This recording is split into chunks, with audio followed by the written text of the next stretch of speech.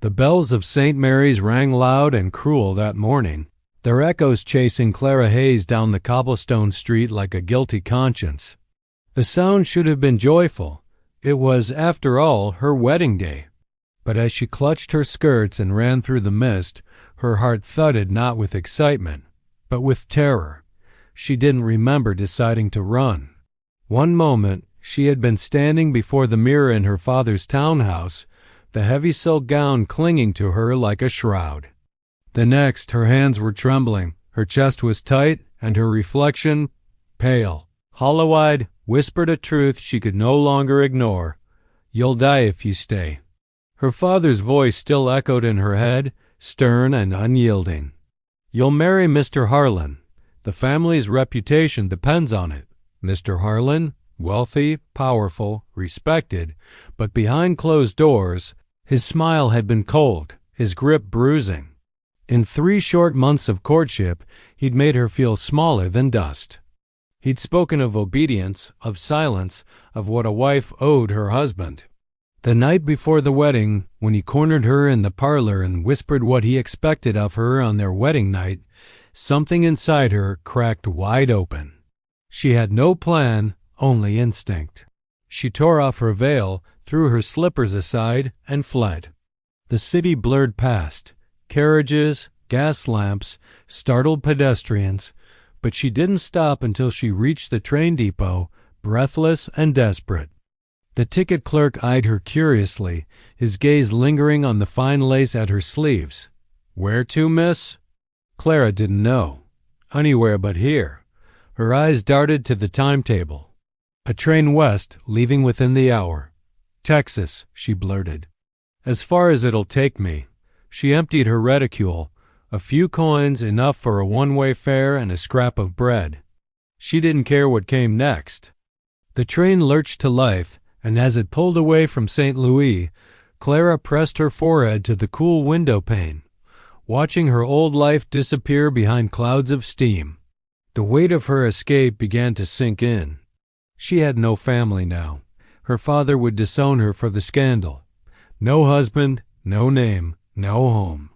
All she had left was a satchel with a change of clothes, a small Bible, and a folded letter she had nearly forgotten. The letter was from Mrs. Miriam Duggan, a kindly widow she had once nursed through an illness at the local infirmary. Mrs. Duggan's son owned a cattle ranch in Texas, the McAllister Ranch, and had recently written that he needed help keeping the house and cooking for his men. "If ever you need a fresh start," the letter had read, "Luke McAllister's place could use a steady hand and a kind heart."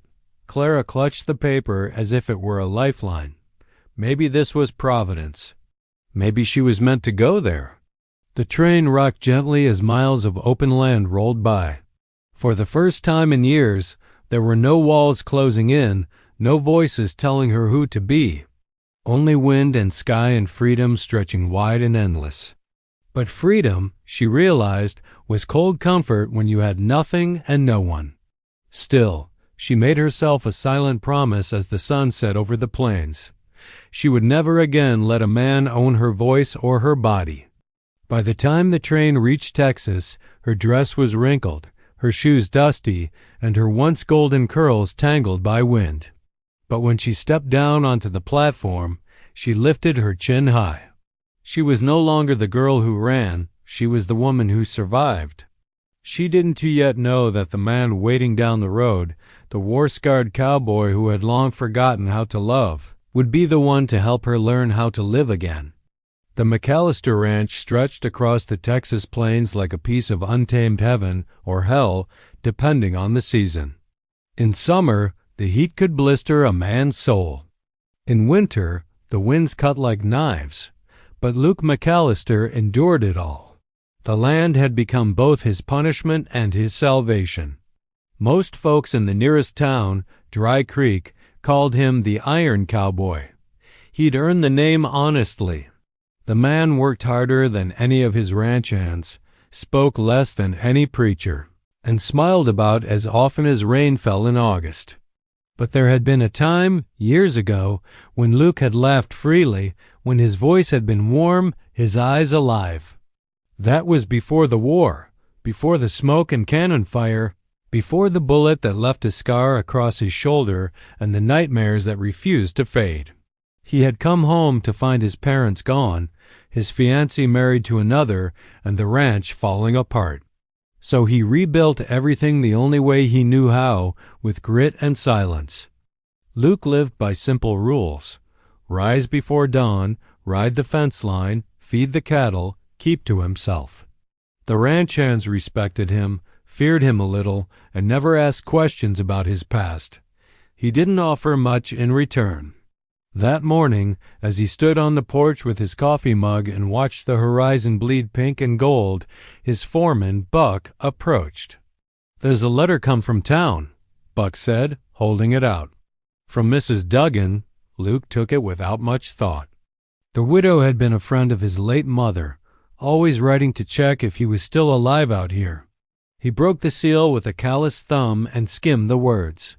"Luke, I've sent a young lady your way, a good-hearted soul, though she's seen hard times. Says she's looking for honest work. Take her on, if you've room." Duggan. Luke grunted. The last cook he dehired had lasted 2 weeks before declaring she'd rather marry a banker than feed a dozen ranchers. Still, he needed help. The bunkhouse meals had been dreadful since then, and the men were starting to complain. "She's due on the noon stage," Buck added. "Name's Clara Hayes." Luke shrugged, setting down his mug. "Fine, but if she's expecting city comfort, she won't last a day." When the stagecoach finally rattled up the dusty trail, Luke was at the corral, mending a post. He heard the wheels before he saw them, the horses snorting and stamping as the driver reined them in. He looked up and froze. The woman who stepped down wasn't what he'd expected. Her dress was plain but neat, her gloved hands trembling slightly as she steadied herself. She looked like she'd decome from another world, too soft for this hard land, yet there was something in her posture, a quiet strength beneath the fragility. "Mr. McAllister?" she asked, her voice uncertain but clear. Luke nodded once. "That's me. I'm Clara Hayes. Mrs. Duggan said you might have work for me." He studied her for a long moment, noting the faint shadows under her eyes, the careful way she kept her distance. He didn't miss the way she flinched at the sound of a horse's snort or the way her gaze darted toward every noise. Whoever she was, life had already taken more from her than it should have. "Cook's quarters are behind the main house," he said simply. "You'll find the kitchen stocked, supper's at 6 sharp. You can stay as long as you pull your weight." "Yes, sir." "Don't call me sir, just Luke." Her lips curved faintly, the ghost of a smile that flickered and vanished. "All right, Luke." As she walked away, the late afternoon sun caught in her hair, glinting like gold dust. Luke turned back to his work, jaw tight. He didn't know why the sight of her unsettled him, or why. For the first time in years, the ranch didn't feel quite so empty. That night, long after the lamps were out, Luke found himself listening to the soft clatter of dishes from the kitchen, the faint hum of a woman's voice carrying through the still air. Something inside him, something long locked away, stirred. He didn't recognize the feeling, not yet. But he knew one thing. This woman, whoever she was going to test every wall he'd built around his heart. The days that followed Clara's arrival passed in a strange, careful rhythm, one that neither she nor Luke had planned, but both seemed to fall into naturally. The ranch was a world of its own. Wide skies that blazed blue by day and spilled with stars by night, cattle lowing in the distance, and the ever-present scent of dust and leather. For Clara, it was both freedom and trial. Her hands, once soft and unused to hard work, blistered from scrubbing, and her skirts grew ragged at the hem. Yet she never complained. Each sunrise she rose before the men, stoking the fire, kneading bread, and setting coffee to boil. Luke noticed. He noticed everything about her. The way she tied her hair back before stepping outside, the way she hummed quietly as she worked, and the way she sometimes stopped, mid-motion, as if lost in a memory she couldn't escape. He didn't ask questions. He never did. Luke had lived with silence so long that words seemed almost unnecessary. But now, silence carried a weight between them. Not hostility, but something tender, unspoken.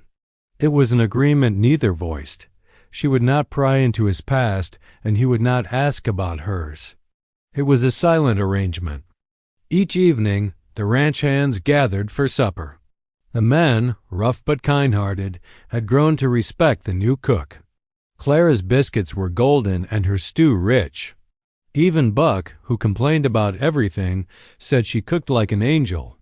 But when someone joked that she must have left a husband behind to cook this well, her spoon slipped from her hand, clattering against the iron pot. The laughter died. Her face had gone pale. Luke, sitting at the end of the table, caught her trembling and spoke quietly, but firmly. "That's enough talk. Eat your supper." The room fell silent. The others obeyed. After supper, when the men drifted out to the bunkhouse, Luke stayed behind. Clara was cleaning the table, her hands moving quickly, almost frantically. "You don't have to scrub through the wood," he said, voice low. She froze, then looked up at him, startled. I'm sorry. I didn't mean to." "Don't be sorry," he said gently. "They didn't mean any harm. They don't know your story." She swallowed, her throat tight. "And I'd rather they never do." He nodded once. "Then they won't. Not from me." Something eased in her chest. He turned to leave, but before he reached the door, she spoke again, quietly, almost to herself. "You don't ask many questions, do you?" "No," he said, glancing back. "I learned a long time ago that people will tell you what they want when they're ready." The words lingered long after he left. That night, Clara sat by the small window in her quarters, staring out at the moonlit plains. The wind whispered through the grass like a lullaby. For the first time in months, she didn't feel hunted, only tired, deeply tired, but safe. And Luke, alone in his room, found himself thinking of her voice, of her eyes too bright and too guarded all at once. He'd built his life on solitude, on keeping people out, yet now he was listening for her footsteps in the morning, her soft laughter drifting from the kitchen. They were two broken souls orbiting each other, careful not to touch the fragile edges that still bled inside them. But every shared glance, every quiet word, every meal eaten across the same table was a stitch, small, invisible, but real. Neither of them realized it yet, but healing had already begun. The Texas sky turned dark without warning that evening, the kind of storm that made the earth itself seem to tremble. Clouds rolled low over the plains, swallowing the sun in a sea of gray. The cattle grew restless, the wind howled like a wounded beast, and thunder cracked across the valley. Luke had seen storms like this before. They came sudden, wild, and merciless, and they left ruin behind if you weren't ready. "Get the herd to the south pasture," he shouted to Buck and the others as the first drops began to fall. "Tie down the gates and keep the horses inside the barn." Lightning split the sky. The men scattered. Clara was in the kitchen when Luke burst through the door, dripping rain, his hat tilted low over his brow. "Storm's coming fast," he said. "You'll all need to stay in the barn till it passes. This old house wants to stand steady if the wind turns." Her eyes widened. "The barn? I'll be in the way." "You won't," he said simply, grabbing a lantern. "Come on." She followed him through the sheets of rain, clutching her shawl around her shoulders. By the time they reached the barn, her dress was soaked through, clinging to her like second skin. Luke pulled the heavy doors shut behind them, the slam echoing through the rafters. Inside, the air smelled of hay, leather, and rain. Lightning flared through the cracks in the boards, painting their faces in silver and shadow. Clara stood shivering near the wall, trying to catch her breath. Her hair clung to her cheeks, her lips pale. Luke set the lantern on a crate and shrugged off his coat, offering it to her. You'll freeze if you keep that on, he said. She hesitated, then took it, her fingers brushing his for the briefest moment, and something passed between them. Not just warmth, but awareness. The kind that steals the breath and leaves the heart pounding. Thank you, she murmured. Luke turned away, running a hand through his wet hair. We'll have to wait it out. Could be an hour, could be all night. All night? He nodded. Safer here than anywhere else. The rain came harder, drumming on the roof like 1,000 hooves. Lightning flashed again, followed by a thunderclap so loud that Clara flinched violently, her hands flying to her ears. Her whole body trembled. Hey, Luke said quietly, stepping closer. You all right? She nodded too quickly. Storms, they remind me of. Her voice faltered. I'm fine. But she wasn't fine. He could see it, the tightness in her shoulders, the way her eyes darted as if expecting a blow. Without thinking, Luke reached out and gently touched her arm. Clara, he said softly, no one's going to hurt you here. Her breath caught. She looked up at him then, truly looked, at the scar that cut across his jaw, the steady calm in his eyes, the rough kindness in the way he stood before her. Something inside her cracked, as if the storm outside had found its echo within her chest. Tears welled up unbidden. I'm broken, Luke, she whispered, voice trembling. You don't know what I've been through. I'm not whole. For a moment, he said nothing. Only the rain answered, a steady rhythm like a heartbeat against the roof. Then his hand slid from her arm to her shoulder, his touch sure but gentle. Then let me be the one to hold the pieces, he said. The words hung in the air, fragile and fierce all at once. Clara's tears spilled over, but this time she didn't turn away. She let herself lean into him, her head resting against his chest as the storm raged on. Luke wrapped his arms around her, not to claim, not to cage, but to shelter. His heart beat steady against her ear, a quiet promise stronger than thunder. Outside, the rain poured down in wild, relentless sheets. But inside the barn, in the flickering lantern light, two broken souls began to find something neither had dared to hope for again: peace. The storm did not ease until dawn. By the time the first pale light crept through the cracks in the barn, the rain had softened to a drizzle and the land lay still, soaked, steaming, and silent. But inside, beneath that fragile peace, something between Clara and Luke had shifted forever.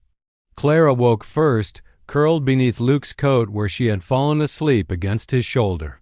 For a moment, she forgot where she was. The scent of hay, the soft nickering of horses, the warmth beside her, it all felt like a dream.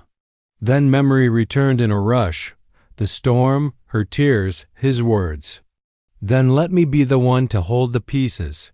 No one had ever spoken to her like that.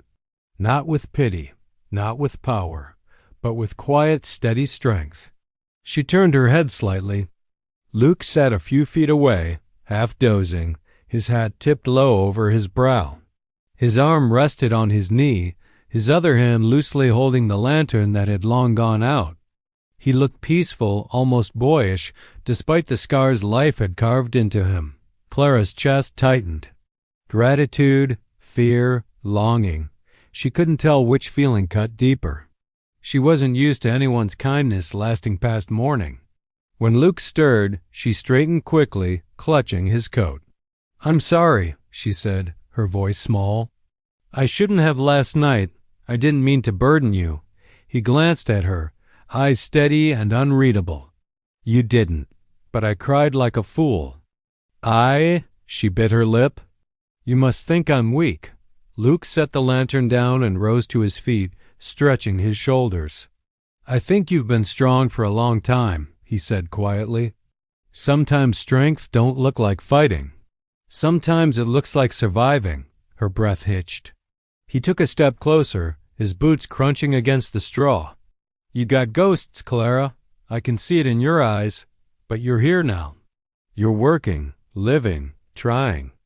That is more than most manage after what you've been through, whatever it was. Clara looked down at her hands, twisting the edge of his coat. "You don't want to know," she whispered. Luke studied her in silence for a moment, then shook his head. "When you're ready, you'll tell me. Till then, I'll just make sure you veg out a place where the past can't find you." Her throat tightened, tears threatening again, but not the same kind as before. These were different, softer, healing tears. "Why are you being so kind to me?" she asked. He hesitated, eyes distant. "Because someone once was kind to me when I didn't deserve it. I figure I owe the world a little of that back." The barn fell quiet again, filled only with the slow rhythm of the horses breathing. Luke reached for his coat, but Clara stopped him, holding it close. "Just for a little while longer," she said. "It's warm," he smiled faintly, the first real smile she'd seen on him, and nodded.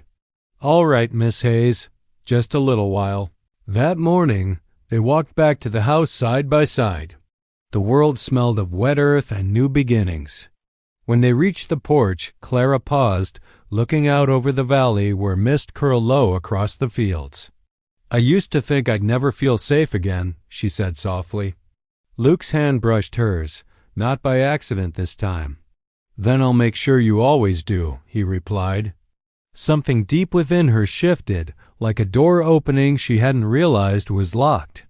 She didn't know what to call what was growing between them. Friendship, comfort, love, only that it felt like the first sunlight after a long winter.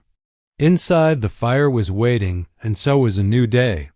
For the first time since she fled her old life, Clara dared to believe that maybe, just maybe, her broken pieces were being held not by a stranger, but by someone strong enough to keep them safe. In the weeks that followed the storm, the rhythm of life at McAllister Ranch settled into something warm, steady, and almost peaceful. The wildness of that night had passed, but the memory of Luke's words still lived between them, soft and unspoken, like an ember that refused to die. Clara worked as she always had, but something inside her was different now. She smiled more easily, laughed sometimes. A quiet laugh, the kind that slipped out before she could stop it. The ranch hands noticed, too.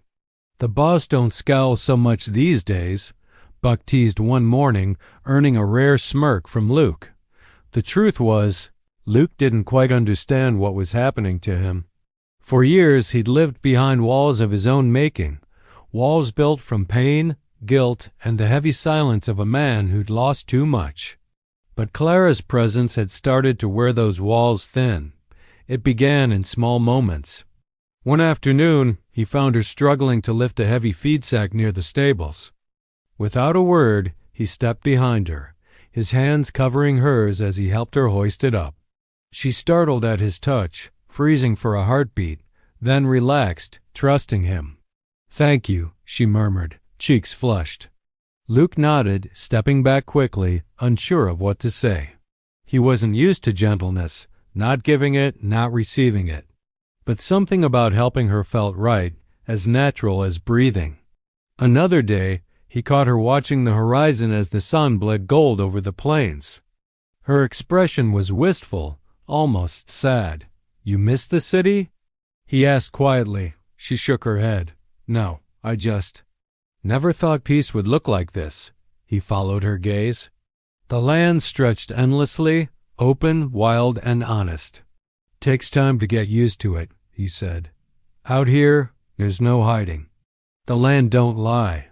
She looked up at him, something like admiration flickering in her eyes. "Maybe that's why I like it." Over time, they began to share small pieces of themselves, never all at once, but little fragments that stitched together like a quilt. Clara told him about her mother's lilac perfume, how she missed the smell of books from her old schoolhouse, how she loved the sound of rain but feared thunder. Luke told her about his horse Jasper, who had saved his life during the war, and how he still heard cannon fire in his dreams sometimes. They didn't need to say more. Understanding lived in the quiet between their words. Still, healing wasn't a straight path. Some nights, Clara woke screaming, her voice strangled by old terror. Luke would stand outside her door, hand hovering over the wood, listening, wishing he could take her pain and bear it himself. But he never entered. When morning came, she'd appear at breakfast with tired eyes and a fragile smile, and he'd meet it with steady calm, never forcing, never prying. It was his patience, more than anything, that began to heal her. He didn't demand she trust him. He simply was, solid, present, unshaken. And slowly Clara began to trust again. One morning he found her in the corral, awkwardly holding a bridle. "Teach me to ride?" she asked, her tone half pleading, half determined. Luke blinked, surprised, then smiled. "You sure you're ready for that?" "I'm tired of being afraid," she said simply. So he taught her. Day after day he guided her hands, steadied her when she faltered, praised her when she found her balance. The first time she rode across the pasture alone, her laughter echoed against the hills like a song. Luke watched her, pride swelling in his chest, realizing he hadn't heard a sound so beautiful in years.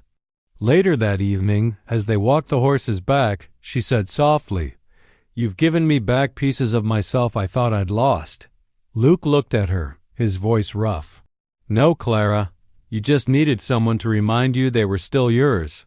The sun dipped low, casting long shadows across the ranch. Neither spoke again, but the silence between them was no longer heavy. It was warm, full of unspoken hope. Two broken souls, mending, one small step at a time. By late summer, the McAllister Ranch had come alive with the hum of harvest and the lowing of cattle. The land was generous that year, grass tall, streams full, and the herd strong. For Luke and Clara, life had settled into a quiet, comforting pattern. She had become the heart of the ranch, cooking, sewing, even helping Buck tally supplies. Her laughter filled the kitchen. Her calm steadied the men. But peace, Clara learned, was a fragile thing. And ghosts had a way of finding those who dared to feel safe again. It began on a hot, windless afternoon. The sun hung heavy over the prairie, and the world seemed to shimmer with heat. Clara was sweeping the porch when a horse appeared on the distant ridge, a lone rider, dust trailing behind him like smoke. She shaded her eyes, uneasy. Travelers were rare this far out. Luke came up behind her, his gaze narrowing as he followed her line of sight. Expecting company? She shook her head, the broom trembling in her grip. No. As the rider drew closer, she could see his long coat, the glint of metal at his hip, the hard set of his jaw. Something cold slid through her chest. The man dismounted and tipped his hat. "Afternoon. This here the McAllister Ranch?" Luke nodded slowly. "It is. You lost, stranger?" The man smiled, but it didn't reach his eyes. "Not lost. Just looking for someone." "A woman, name of Clara Hayes." The broom slipped from her fingers. Luke's jaw tightened. "What's your business with her?" "Private," the man said, glancing around. "Her fiancé sent me. She's run off, see, and he's willing to pay well for her return. Says she's his property, legally and otherwise." The words hit like a blow. Clara stepped back, her breath catching. Property. The word she'd fled from. Luke's voice came low and dangerous. "There's no one by that name here." The man's eyes flicked toward Clara, lingering too long. "Funny. She looks an awful lot like the lady I've got a sketch of." Without a word, Luke reached for the shotgun leaning against the porch post. "You best get off my land before I forget my manners." The man hesitated, his smirk fading. "You don't understand, cowboy. There's a price on her head, and folks will come looking." "I'll be waiting," Luke said flatly. The stranger's gaze shifted one last time toward Clara, then he swung into the saddle and rode off, the sound of hooves echoing across the plains. When the dust settled, Clara realized she was shaking. Luke turned to her, his expression softening. "You want to tell me what that was about?" Tears welled in her eyes. "He's telling the truth," she whispered. "The man I was supposed to marry, Harlan Reed. My father promised me to him to settle a debt. When I ran, I thought I was free." Luke set the gun down gently. "You are free." She shook her head. "Not if he's sending men after me." "I can't stay here, Luke. I won't bring trouble to your door." He stepped closer, his voice steady but fierce. "You think I'd let you ride off alone? You think I'd let some bastard drag you back to hell?"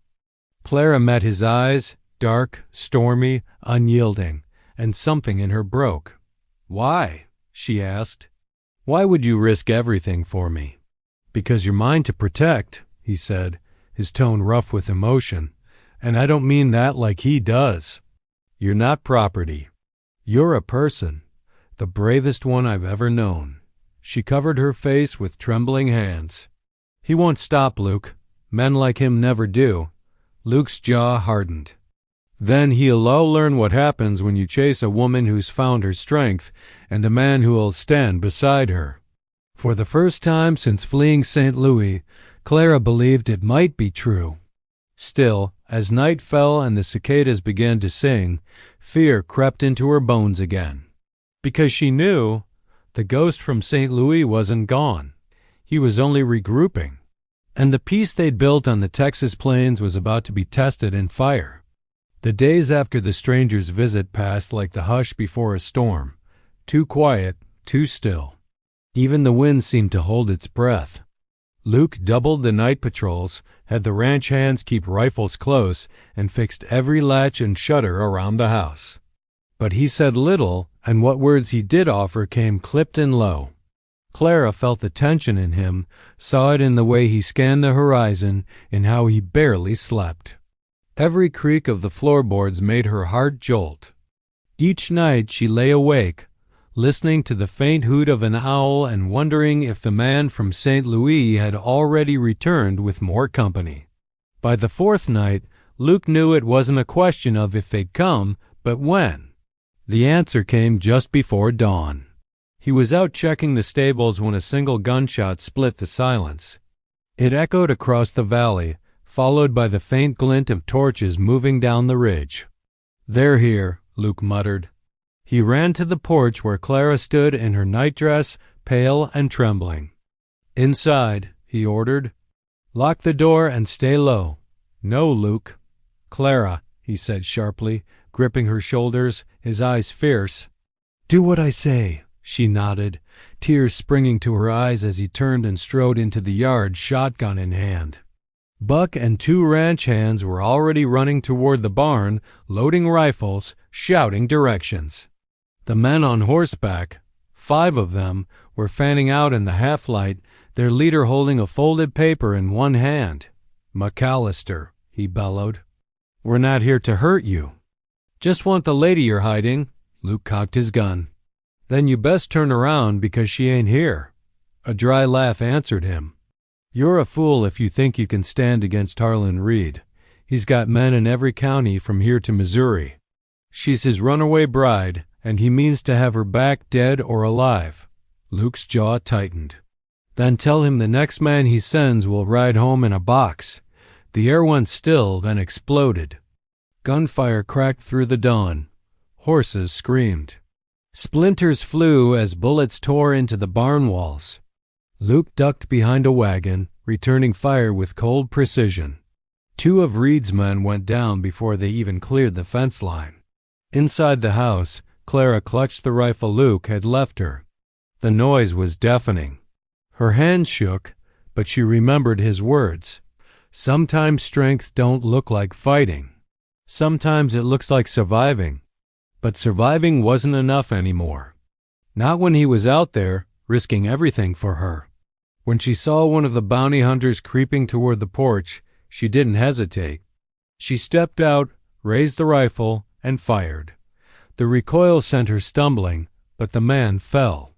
The sharp crack drew Luke's attention, and pride surged through him even as fear gripped his chest. "Stay back, Clara," he shouted. But she didn't. She ran toward him instead, ducking low as bullets whistled past.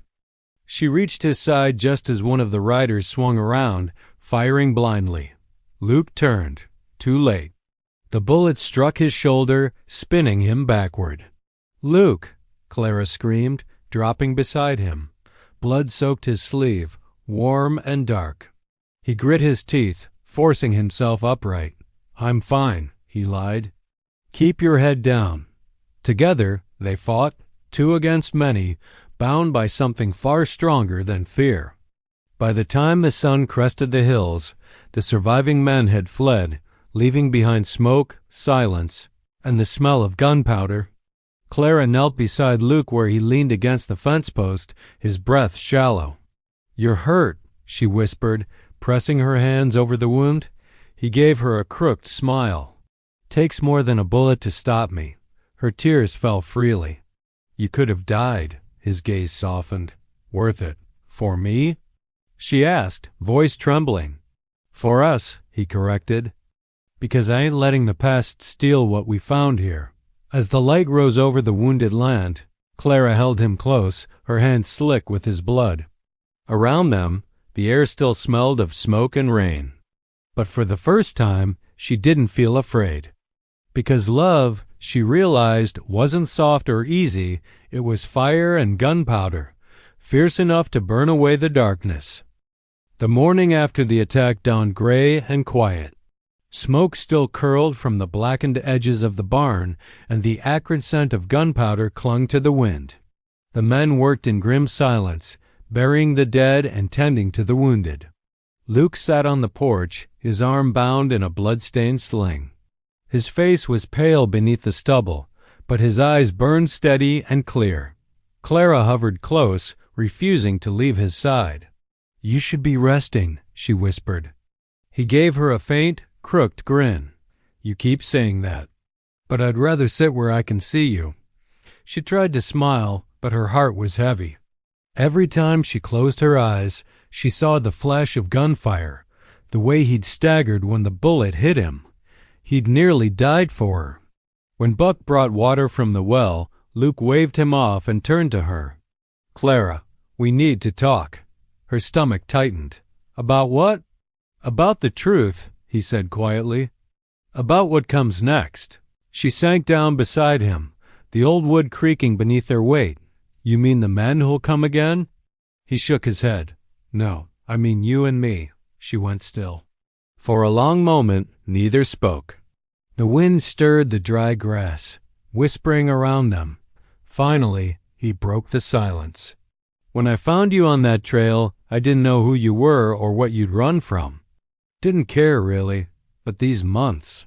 You've turned this place into something I never thought I'd have again." Her throat tightened. "Luke, let me finish." His voice softened. "I buried my wife on that hill 5 years ago. Swore I'd never love again. I built this ranch, worked myself near to death trying to fill the silence she left. But then you came."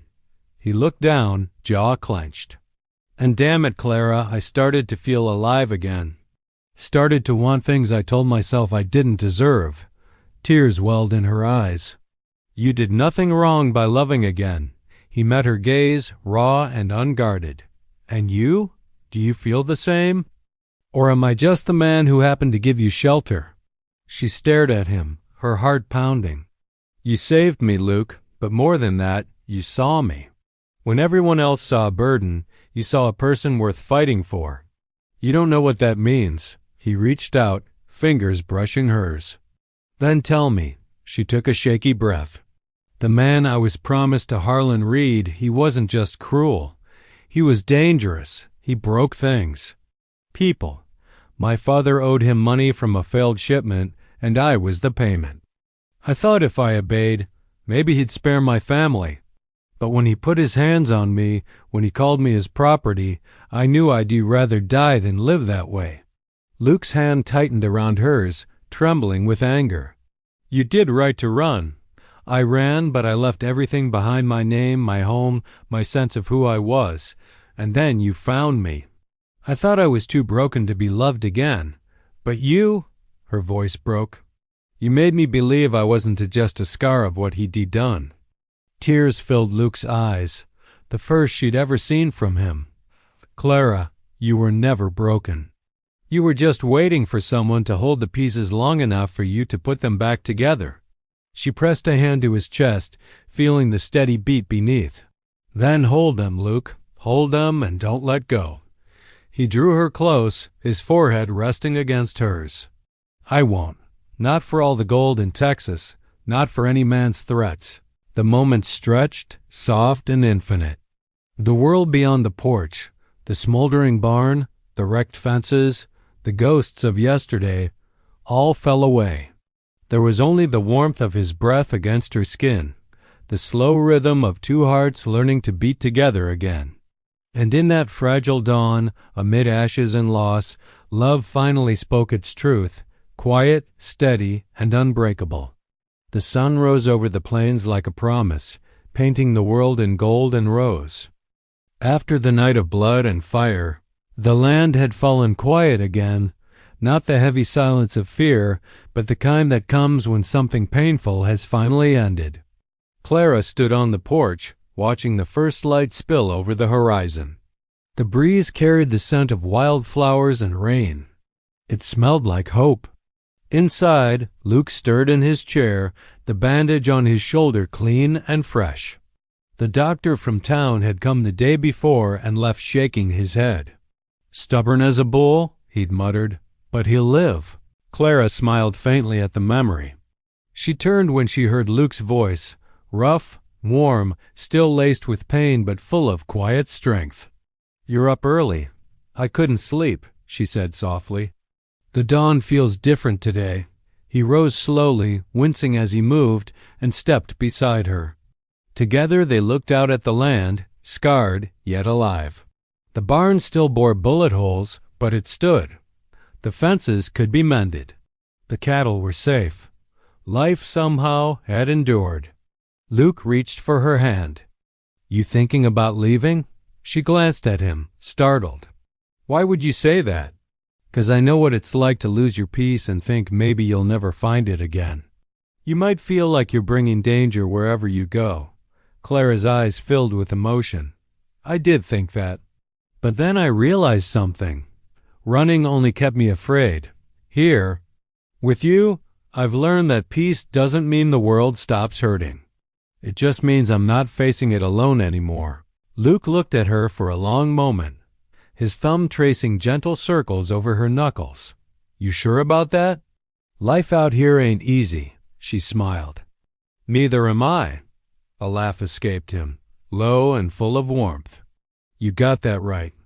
They stood in silence, letting the wind do the talking. A hawk circled high above. The horses in the corral snorted, restless but unharmed. The land was coming back to life, bit by bit, just like them. Later that morning, Buck and the ranch hands gathered around. They'd buried the last of Reed's men by the ridge, said a prayer, and now they waited for Luke's word. We'll rebuild, Luke told them, his voice carrying across the yard. And we'll be ready if anyone else comes sniffing around. But make no mistake, this ranch stands. Always will. The men nodded, tipping their hats before heading to their work. Clara watched him, pride swelling in her chest. When they were alone again, Luke turned to her. You know, the DOC said I should take it easy for a few weeks. You should, she teased. You nearly got yourself killed. Maybe, he said, grinning. But it was worth it to see you safe, her smile softened. You can't keep saving me forever. He shook his head. No, but I can walk beside you while you save yourself. That was when she kissed him, slow and certain, the kind of kiss that wasn't about passion or fear, but belonging. The world seemed to fade away until there was only the steady heartbeat beneath her palm, the faint taste of salt and dust and promise. When they finally broke apart, Luke brushed a strand of hair from her face. You remember what you told me that night on the porch? That you were broken? She nodded, eyes glistening. He smiled, that soft, unguarded smile that always undid her. You were wrong. You were never broken. Just waiting for someone to remind you how strong you are. Clara blinked back tears. And you were waiting for someone to remind you how to love again. He drew her into his arms, holding her tight. Then I reckon we saved each other. As the sun climbed higher, flooding the ranch in golden light, Clara felt something she hadn't known in years: peace. Real peace. Not because the ghosts of the past were gone, but because she'd finally faced them. The ranch creaked and breathed around them, alive again. And when the wind whispered across the fields, it carried the words she'd once said in despair: "I'm broken." And Luke-'s reply echoed back like a vow: "Then let me be the one to hold the pieces." And together they did.